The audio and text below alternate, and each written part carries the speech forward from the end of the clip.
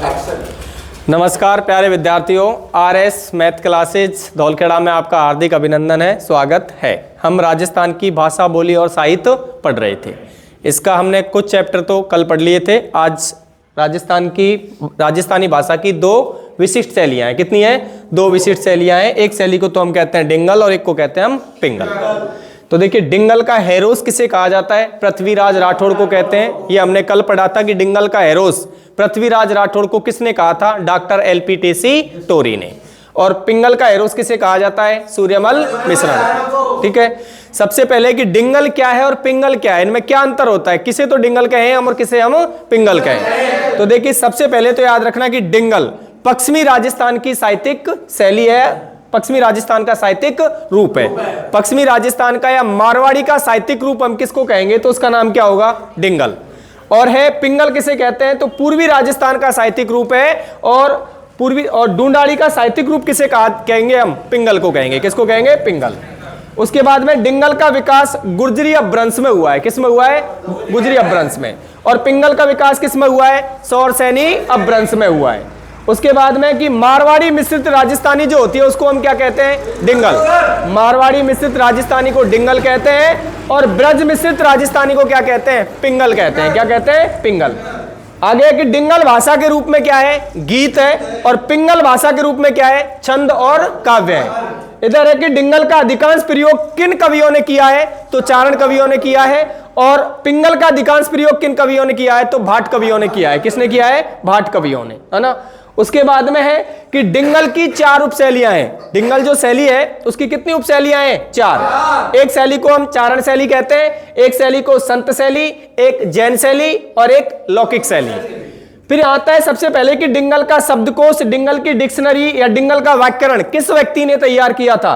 तो उसका नाम है डॉक्टर रामकरण आसोपा ने तैयार किया था। तो हम कह सकते हैं कि डिंगल शब्दकोश का जनक किस व्यक्ति को कहें तो उसका नाम होगा रामकरण आसोपा। आगे कि डिंगल शैली का सर्वप्रथम प्रयोग, डिंगल शैली का सर्वप्रथम प्रयोग कुशल लाभ ने विक्रम संवत 1607 और 1608 में अपने ग्रंथ पिंगल शिरोमणि में किया था। किसका? डिंगल शैली का प्रयोग किया था। दूसरा है कि डिंगल शब्द का प्रयोग, डिंगल शब्द का सर्वप्रथम प्रयोग कवि बांकीदास ने 1871 में अपने ग्रंथ कुकवि बत्तीसी में किया था।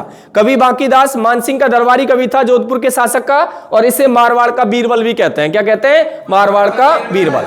अगला है कि राजस्थानी भाषा के विकास के चरणों को निम्न प्रकार विभाजित किया जाता है कि राजस्थानी भाषा के उद्गम के जितने भी विकास हैं।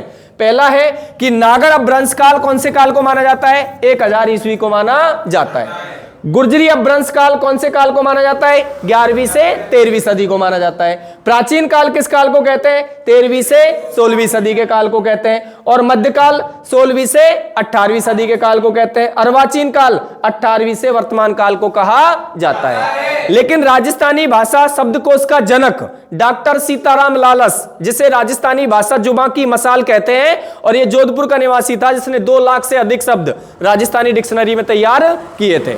तो डॉक्टर सीताराम लालस ने राजस्थानी भाषा का उद्गम किस सदी को माना है? तो उसने 9वीं शताब्दी को ही राजस्थानी भाषा का क्या माना है? उद्गम माना है। और उसने अलग से प्रस्तुत किया है।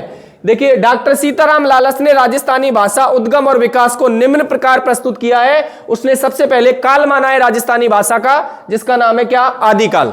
आदिकाल विक्रम संवत 800 से 1460 के काल को कहते हैं। उसके बाद मध्यकाल विक्रम संवत 1660 से 1900 के काल को कहते हैं। आधुनिक काल 1900 से वर्तमान के काल को कहा जाता है। अब यहां एक क्वेश्चन निकल के आता है कि राजस्थानी भाषा का स्वर्ण काल किस काल को कहते हैं? तो राजस्थानी भाषा का स्वर्ण काल 1650 से 1850 तक के काल को ही क्या कहा जाता है? राजस्थानी भाषा का स्वर्ण काल कहा जाता है। राजस्थानी भाषा का आधुनिक काल किस काल को कहा जाता है? 1850 के काल को राजस्थानी भाषा का आधुनिक काल कहा जाता है। अपभ्रंश के मुख्यतः 3 रूप माने जाते हैं। कितने? 3। एक तो है रूपनागर अपभ्रंश, दूसरा है ब्राचंड अपभ्रंश और तीसरा है उपनागर अपभ्रंश। उसके बाद में अगला है कि डॉक्टर नरोत्तम शर्मा ने राजस्थानी भाषा का वर्गीकरण निम्न प्रकार प्रस्तुत किया है। उसने राजस्थानी भाषा को 4 दिशाओं में बांट दिया। पहली उत्तरी राजस्थानी, दक्षिण में दक्षिणी राजस्थानी, पूर्व में पूर्वी राजस्थानी और पश्चिम में पश्चिमी राजस्थानी। ये किस इतिहासकार ने बांटा है? प्रोफेसर नरोत्तम शर्मा ने। उसके बाद अगला है कि डॉक्टर मोतीलाल मेनारिया, जिसने राजस्थानी भाषा जाल वृक्ष को तैयार किया था और राजस्थानी भाषा की उत्पत्ति उसने गुर्जरी अपभ्रंश से मानी थी। किससे? गुर्जरी अपभ्रंश। तो डॉक्टर मोतीलाल मेनारिया ने राजस्थानी भाषा का निम्न प्रकार वर्गीकरण किया है और राजस्थानी भाषा में उसने 5 भाषाओं को सम्मिलित किया है। कितनी को? 5। पहली है मारवाड़ी, दूसरी है ढूंढाड़ी, तीसरी है मालवी, चौथी है मेवाती और 5वीं है बागड़ी। उसके बाद में अगला है डॉक्टर एलपी टेसीटोरी ने राजस्थानी भाषा का वर्गीकरण किया था। मैंने आपको डॉक्टर एलपी टेसीटोरी के बारे में बताया था कि उदीना गांव इटली का रहने वाला था और इसने राजस्थानी भाषा विकास पर सर्वप्रथम इसने एक पत्रिका निकाली थी जिसका नाम था इंडियन एंटी क्वेरी। ठीक है। उसके बाद राजस्थानी भाषा के इसने दो भागों में बांटा है राजस्थानी भाषा को, पश्चिमी राजस्थानी जिसको तो इसने कहा है क्या? मारवाड़ी, और पूर्वी राजस्थानी जिसको इसने क्या कहा है? ढूंढाड़ी। तो पश्चिमी राजस्थानी की जो मारवाड़ी की उपबोलियां हैं उनमें आप शेखावाटी, धावड़ी, बागड़ी, पंजाबी, डाटी, डटकी, मेवाड़ी, देवड़ावाटी, गोडवाड़ी, खेराड़ी, माल खेराड़ी आदि लैंग्वेजों को शामिल किया जाता है। और पूर्वी राजस्थान में जो ढूंढाड़ी मैन बोली मानी है उसके रूप माने इसने तोरावाटी, जगरोटी, नागरचोल, हाडोती, काठेड़ी, राजावाटी, चौरासी, मेवाती और अहिरवाटी या हीरवाटी बोली को माना है। उसके बाद में आगे है कि जॉर्ज अब्राहम ग्रियर्सन ने राजस्थानी भाषा का वर्गीकरण निम्न प्रकार प्रस्तुत किया था, क्योंकि डॉक्टर जॉर्ज अब्राहम ग्रियर्सन ने राजस्थानी भाषा का सर्वप्रथम वर्गीकरण 1912 में किया था। इसके ग्रंथ का नाम था linguistic survey of India. George Abraham Grierson ने राजस्थानी भाषा की 5 उपशाखाएं बताई हैं। कितनी? 5।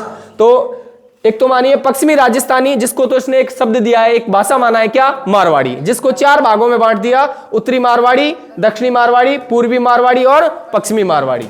उसके बाद में दूसरा भाग है उत्तरी पूर्वी राजस्थानी, मध्य पूर्वी राजस्थानी, दक्षिणी पूर्वी राजस्थानी और दक्षिणी राजस्थानी। टोटल कितने भागों में, कितनी शाखाओं में बांटा है? 5 शाखाओं में इसको बांटा है। ये तो राजस्थान की भाषा का वर्गीकरण हुआ। अब राजस्थान की बोलियां पढ़ेंगे। क्या पढ़ेंगे? बोलियां।